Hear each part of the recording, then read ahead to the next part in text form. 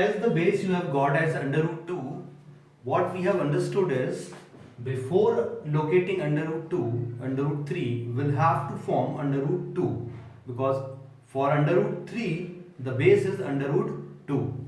So now we are going to first of all form the under root 2, and you know that under root 2, for under root 2 the base was 1. Now I will take this is as O and this one as A, and on this base 1 unit I'll draw a perpendicular of 1 unit.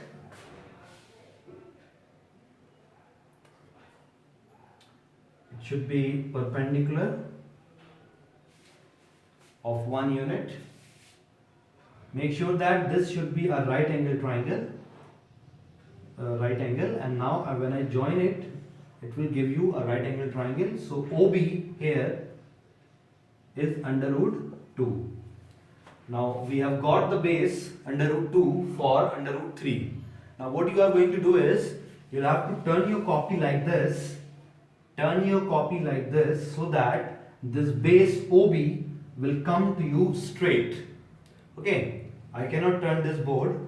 Now what I am going to do is, on this base I will again draw a perpendicular of 1 unit. So I will draw it like this.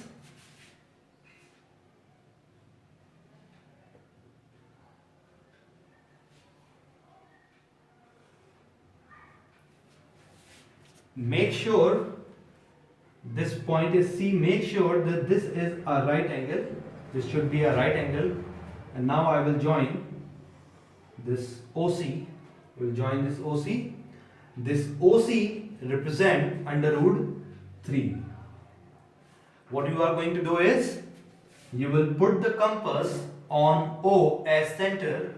Put the compass on O as center and take the radius up to C. Take the radius up to C. Now put the compass on O as center, take the radius up to C and mark an arc like this. Mark an arc like this. This arc intersect the number line on point Q, and this point Q represent under root 3 on the number line.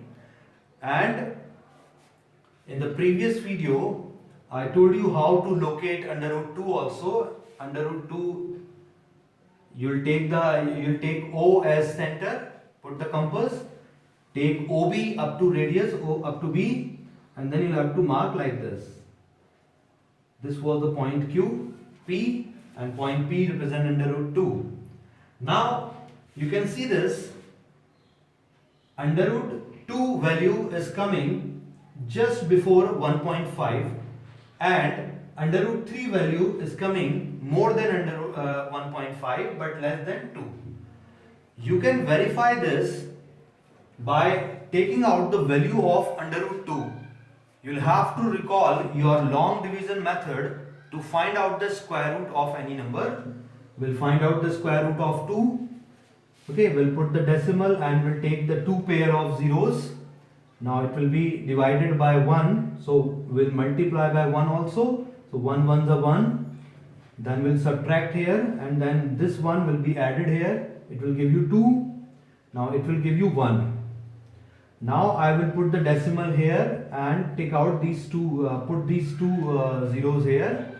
Then again I will solve it. You can see this. You can recall the long division method of class 8. You can see this, the value of root 2 is coming 1.41. 1.41, less than 1.5. You can see this. Similarly, you can see this under root 3 value. Now under root 3 value, when we take out by using the long division method, it will give you 1.73. You can understand 1.73 more than 1.5 but less than 2. You can see this. So that this is the location of under root 2 and this is the location of under root 3 on the number.